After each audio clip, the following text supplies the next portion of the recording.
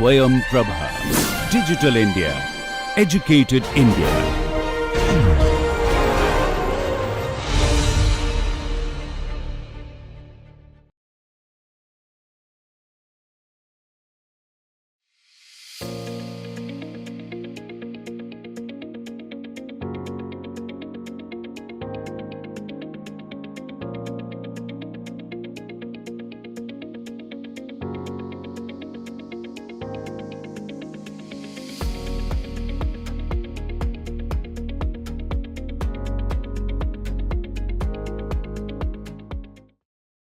Today we will continue our discussion on ER and MR fluids. So, ER and MR fluids are used in two main different modes. One is valve mode and another is shear mode. So, valve mode involves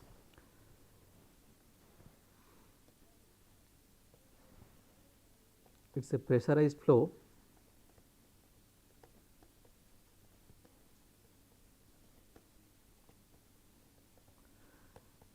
between two surfaces, we can say. So, here is a device that uses the fluid in valve mode. Now, the pressure at these two sides can be different, and that pressure gradient causes a flow in between these two surfaces, and that is what valve mode is. So, here we can say that these two surfaces do not have any relative motion, where the fluid has a relative motion with respect to these two surfaces. And shear mode is a different mode. Here we can see that this piston moves, and accordingly this surface moves, and this surface remains constant. So, it is a flow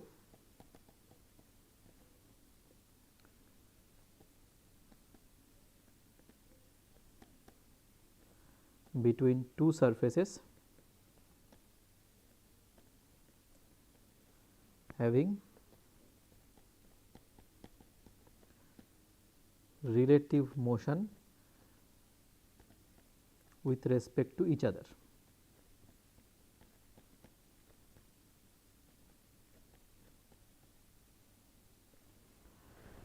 Now, the first kind of flow, now these surfaces are, first of all, they are parallel surfaces. So, we must use the word parallel. They are all parallel surfaces. Now, this corresponds to a flow named Poiseuille flow, and this corresponds to Couette flow. So, here is a pressure mode, here is a shear mode, and apart from that there is also another kind of mode possible, that is called squeeze mode, where the flow happens between two plates which have relative which have movement along each other. So, there is a squeeze mode also. In squeeze mode, again we have two surfaces, and if the field is along this direction, the plate also have relative motion along this direction. So, maybe this plate keeps coming closer to this. So, the fluid layer between them is squeezed. However, in this mode also the lateral flow is often considered to be similar to the first case, and this mode is less common as compared to the first two modes.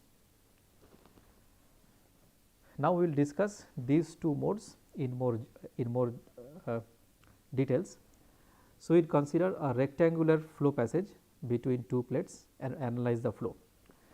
Now, in most of the applications the flow passage is annular. For example, if I look at this, then in 3D the actual view looks like the rotated version of it with respect to this axis. So, it is a cylindrical, and there is a cylindrical annular space between these two plates, and that is where the flow takes place. Same thing happens here as well as here also. So, these are all annular places where the flow takes place. However, we will do it for rectangular flow passage, because that is more simpler to understand, and once we understand the rectangular case, its extension to the cylindrical annular case is much straightforward. So, let us now understand the flow. Okay, before going to the any of these modes, let us define the governing differential equations for that, because these two modes generally differ by the corresponding boundary conditions. So, let us define the governing equations. So, it is a rectangular flow area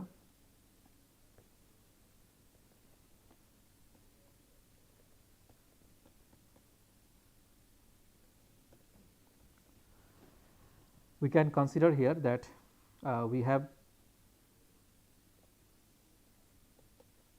two plates, parallel plates, between which the fluid is flowing,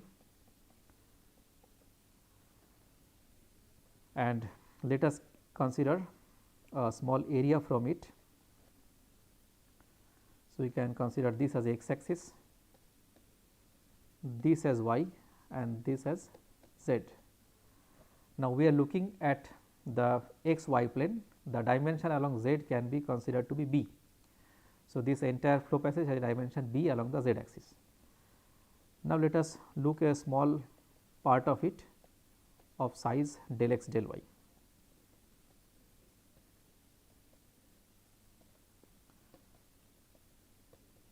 So, this is del x, this is del y. So, let us call it P. The pressure here is del P plus del P by del x multiplied by del x, and there is velocity gradient along the y axis, and that gives rise to shear stress. So, the shear stress here we can write as tau plus del T by del y multiplied by delta of y, and here it is delta.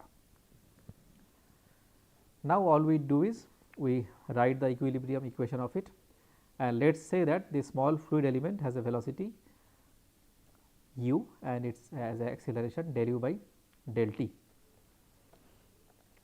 So, if I write the equation of equilibrium, if I balance all the forces and equate that to mass into acceleration, it looks like this: P plus del P by del x multiplied by delta x.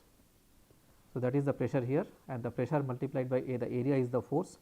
The area of this surface is this height, which is delta y, multiplied by B, that is the dimension along the z axis. So, it is B multiplied by delta y. Then minus here we have P multiplied by the area. So, it is P multiplied by B multiplied by delta y. The force corresponding to this stress is this stress multiplied by this dimension, which is delta x multiplied by B. So, it is tau plus delta tau by del tau by del y multiplied by delta of y into delta x into B, and here we have tau multiplied by delta x into B, and that is equal to mass into acceleration. So, if the density of the fluid is rho, the entire volume is delta x delta y into B, that is the mass of it, and into acceleration means del u by del t. So, that is the entire balance equation, and then if we cancel the equal term, cancel the common terms. Okay. Now, here this should be a positive sign, because this force is, this pressure has a direction in the positive x axis. So, after cancelling the equal terms, what we get is del P by del x plus del tau by del y is equal to rho into del u by del t. Now, we can say that this flow is a steady flow or it is a quasi steady flow. In that case, del u by del t is 0. So, quasi steady flow, this tells me that del u by delta is 0. If I make that approximation, finally the governing differential equation that we get is del p by del x plus del tau by del y equal to 0. So, that is our governing differential equation. Now, here depending on the flow type, whether it is a valve mode or shear mode, we have to put the appropriate boundary condition, and depending on whether there is an electric field applied or not, accordingly this fluid constitutive relation will change and the solution would differ. Now, let us look into the specific cases.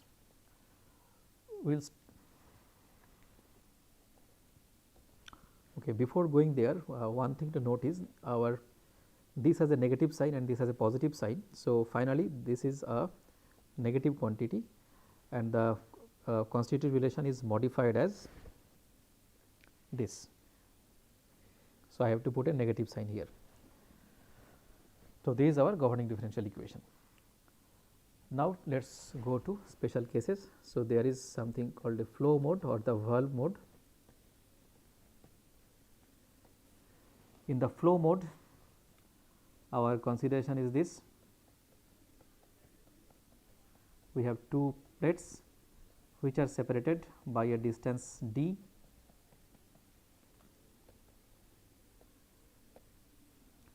This is our x axis, this is y, and again the dimension along z axis is b, and in between these two domains the fluid flow follows the governing differential equation that we derived, minus del p by del x plus del tau by del y equal to 0. Now, let us come to the boundary condition. Here these two plates are fixed. So, here the boundary condition is u equal to 0 and here is also u equal to 0, and that is called a no slip boundary condition.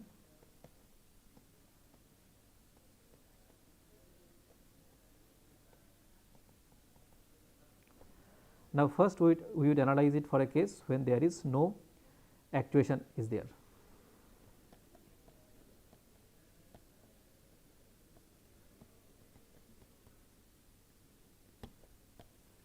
Which means there is no yield, there is no question of any yield happening because tau y is 0, there is no electric field applied here.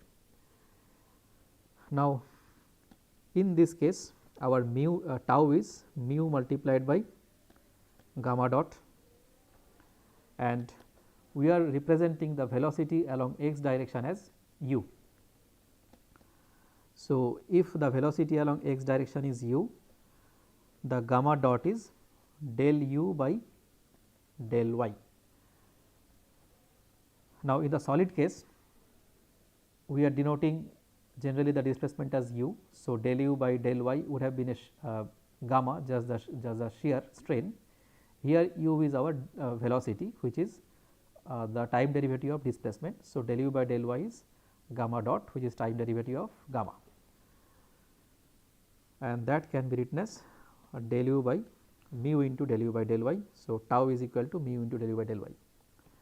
If I put this constitutive relation here, and also if we consider the fact that in this case there is no pressure in this case, and also if we can consider the fact that there is a difference of pressure at two sides P 1 and P 2 which are separated by a length L, then del P by del x is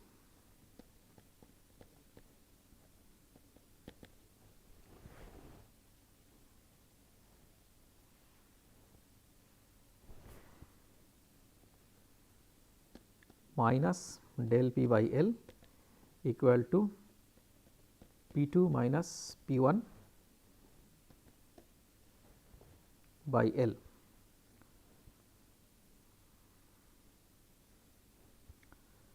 So, after we put everything in the approximation,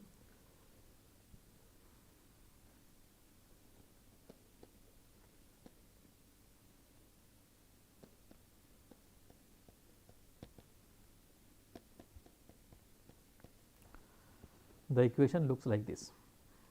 Then if we integrate it once, it becomes mu into del u by del y equal to minus del p by L y plus a, maybe a constant, and again if we further integrate it, it becomes mu u equal to minus del p y square by 2 L plus a y plus b. Now, our job is to evaluate these two constants. If I want to evaluate these two constants, we just have to apply the boundary condition that that at y equal to 0, u is 0, and y equal to d, u is 0. So, at y equal to 0, u is 0, and at y equal to d, u is 0, and that gives us the values of a and b, and a becomes equal to d by 2 del p by mu L, and b becomes equal to 0.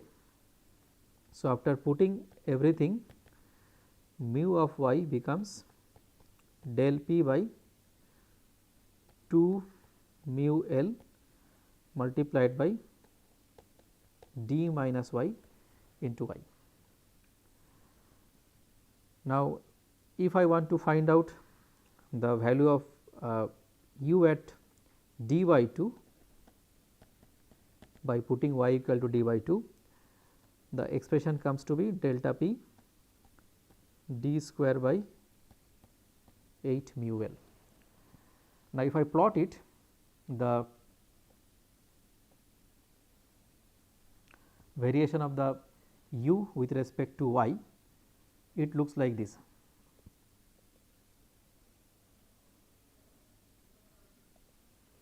So, here it is 0, here it is 0, and here the value is delta p d square by 8 mu L. Now, that we have found out the velocity profile, our next job is to find out the strain rate and stress.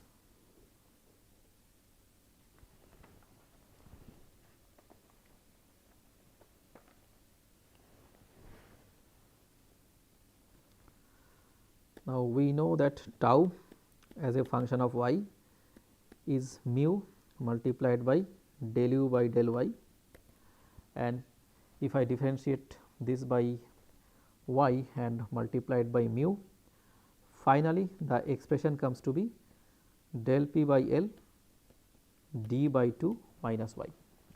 So, the velocity profile looks like this. If on the you have the right side of the velocity profile, if we draw the stress profile, it looks like this. So, here I have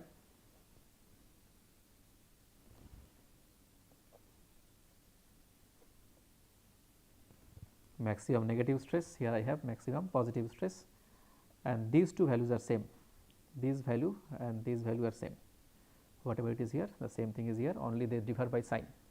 So, we have the highest stress magnitude at the top and bottom surface. At the mid zone, the stress is 0, and that we can see here also. If I draw a tangent to this curve, the slope is 0, and that is what we can see, del y by del u by del y is 0 here. So, the stress is 0 at the middle. Now, let us consider a quantity which is equivalent velocity u m.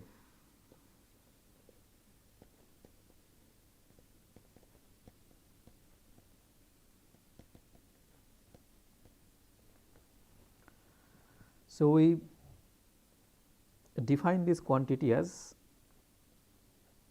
a velocity which is constant throughout the depth and throughout the width, but that gives me the same flow rate. So, the flow rate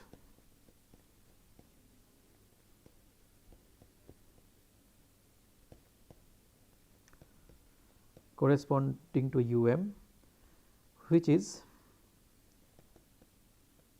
constant along y and z.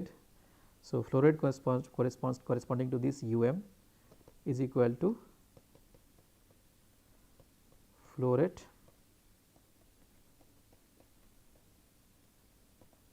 corresponding to u as a function of y. So, for that we have to find out the actual flow rate, which is corresponding to the actual velocity distribution, and then we will find out what can be the flow rate as a function of if I assume it to be constant, and then we can equate those two quantities, and that will give me something called Now, Q, the actual flow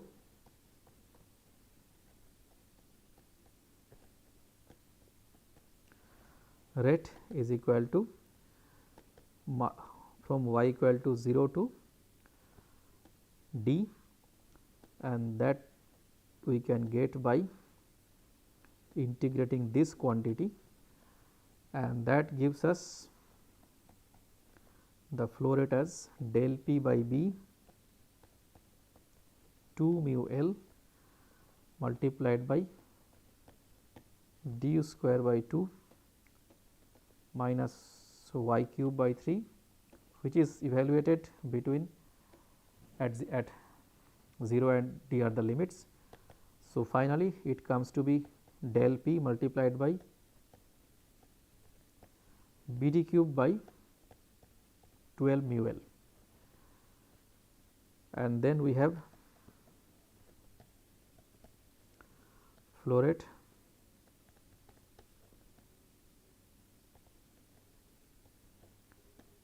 corresponding to and that is equal to b d multiplied by u, and that let us call it Qm. So, if we equate Q equal to Qm, that gives us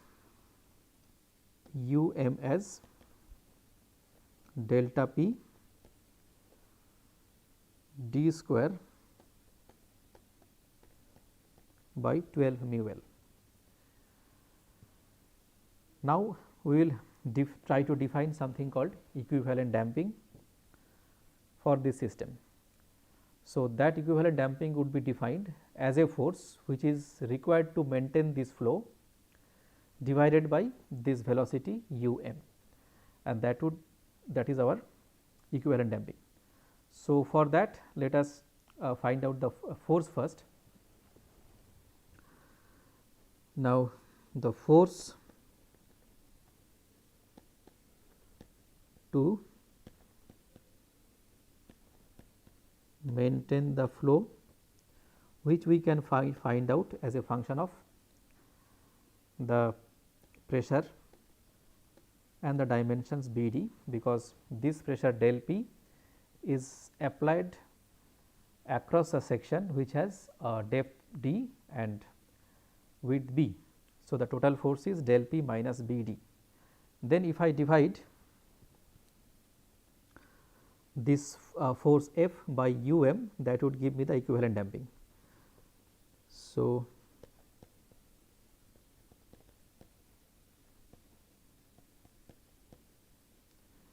equivalent damping is C equivalent equal to F by and finally, the quantity comes to be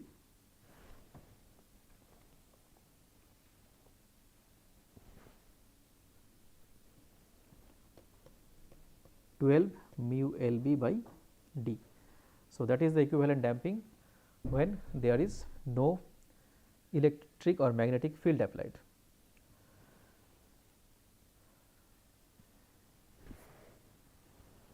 Now, we will consider a case where there is non-zero field applied.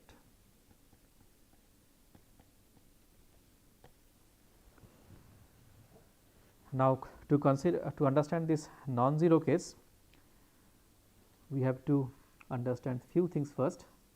Again, if we draw the entire flow area, it looks like this,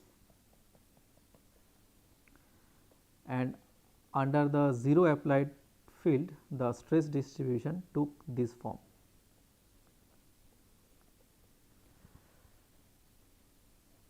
So, when there is a field applied, suppose plus minus plus minus plus minus, there would be some finite value of the yield stress. Now, no matter how much pressure we apply, the stress at the mid part of it at d by 2 is going to be 0. If I apply higher pressure, only this diagram is just going to change like this, but it would always cross the 0 line at the middle. So, no matter what pressure we apply at the middle, the stress is going to be 0. So, around the mid line there would be an area. Now, this is our d by 2, this is d by 2. So, around the mid line there would be an area where the stress is always less than the yield stress. So, that part would behave like a solid. Now, if the applied pressure is more, then the thickness of that pre-yield region is going to be less. If the applied pressure is less, then that pre-yield region is going to be more for a given electrical or mechanical field. Now, initially we do not know the size of that pre-yield region, the region that behaves like a solid. So, let us assume that the thickness of that region is delta. Now, we can